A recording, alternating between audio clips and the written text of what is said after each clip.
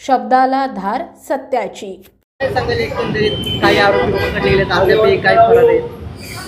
बीड जिल्ह्यातील सरपंच संतोष देशमुख आणि परभणी येथील सोमनाथ सूर्यवंशी यांची जी निर्घृणपणे हत्या झाली त्याचा निषेध करण्याकरता जनआक्रोश धरणे आंदोलन या ठिकाणी पिंपरी चिंचवड शहरात सर्व राजकीय पक्ष, सामाजिक संस्था, संघटनांच्या वतीने आज या ठिकाणी आम्ही करत आहोत। आमच्या या आंदोलनाच्या द्वारे मागणी आहे की या ठिकाणी जो या संपूर्ण संतोष देशमुख खून प्रकरणामधला मुख्य आरोपी आहे वाल्मिक कराड, ज्याचे एक कृत्य या ठिकाणी बाहेर येत आहेत।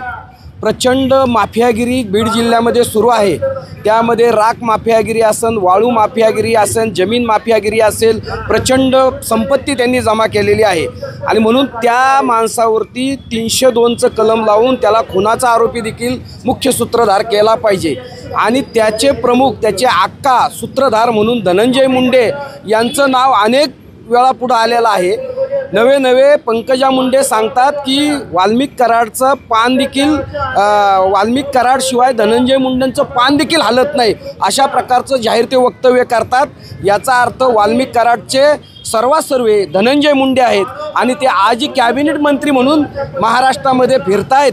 त्यांचा तत्काळ मुख्यमंत्री देवेंद्र फडणवीसांनी राजीनामा घेतला पाहिजे, अशा प्रकारची आमची मागणी आहे। गृहमंत्री म्हणून देवेंद्र फडणवीसाला जर वेळ मिळत नसेल तर गृहमंत्री पदाचा देखील त्यांनी राजीनामा दिला पाहिजे आणि पूर्ण वेळ गृहमंत्री महाराष्ट्राला मिळाला पाहिजे। तसेच सोमनाथ सूर्यवंशी या प्रकरणामध्ये पोलिसांनी ज्या पद्धतीने अमानुष पद्धतीने त्यांना मारहाण केली आणि त्यात त्यांचा खून झालेला आहे, त्यामध्ये जे कोणी अधिकारी असतील त्यांची संपूर्ण चौकशी झाली पाहिजे आणि त्या सगळ्यांवरती मनुष्यवधाचा गुन्हा दाखल झाला पाहिजे, त्यांना फाशीची सजा झाली पाहिजे, अशा प्रकारची आमची मागणी आहे। केवळ बीड जिल्ह्यातच ही माफियागिरी नाही तर पिंपरी चिंचवड, पुणे शहरामध्ये देखील या ठिकाणी मोठे मोठे आका तयार झालेले आहेत, त्यांचे महाआका तयार झालेले आहेत। या ठिकाणी मोठ्या प्रमाणात झोपडपट्टीमध्ये गुंडगिरी वाढलेली आहे। मोठमोठे लोक या ठिकाणी लोकप्रतिनिधी म्हणून काम करतात, मात्र राजकीय बुरखे पांघरून ते देखील माफियागिरी करतात, गुंडांच्या टोळ्या पोसतात। महाराष्ट्राचा या ठिकाणी ज्या पद्धतीने छत्रपती शिवाजी महाराज, फुले शाहू आंबेडकरांचा महाराष्ट्र आहे तो संपूर्ण देशात बदनाम करण्याचं काम सुरू आहे। देशामध्ये, राज्यामध्ये मोठ्या प्रमाणात कायदा आणि सुव्यवस्थेचा प्रश्न निर्माण झालेला आहे आणि म्हणून या सगळ्या घटनांचा आम्ही तीव्र शब्दात या ठिकाणी निषेध व्यक्त करत आहोत। आमच्या मागण्यांची जर दखल घेतली नाही तर पुढच्या काळात याही पेक्षा तीव्र आंदोलन आम्ही करणार आहोत।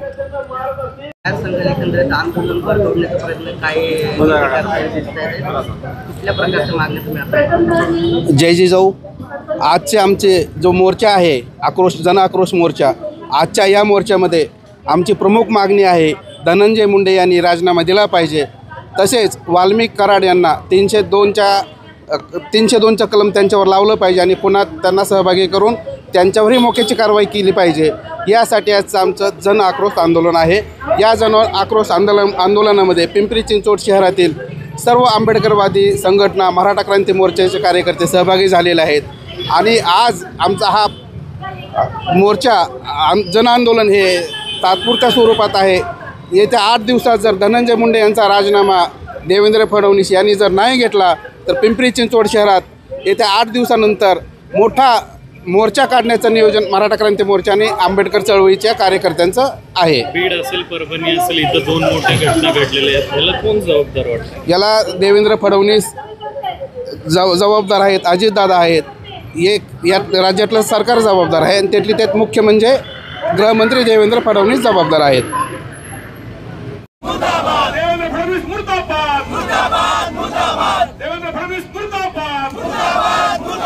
संतोष देशमुखची हत्या करणाऱ्या हत्यारांना फाशीची शिक्षा, संतोष देशमुखची हत्या करणाऱ्या पोलिसांचा जाहीर निषेध,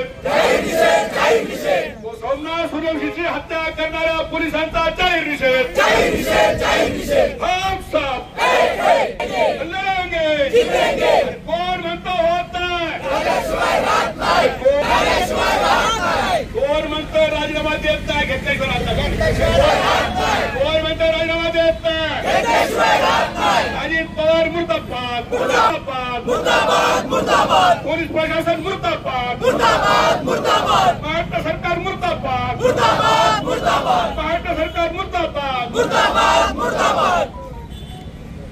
अरे या सरकारचं करायचं काय? अरे या सरकारचं करायचं काय? या धनंजय मुंडेचं करायचं काय? या अजित पवारचं करायचं काय? आपल्या परिसरातील महत्त्वाच्या बातम्या पाहण्यासाठी आजच आमच्या शौर्य वार्ता न्यूज चॅनलला यूट्यूबवर सबस्क्राईब करा आणि बेल आयकॉन प्रेस करा.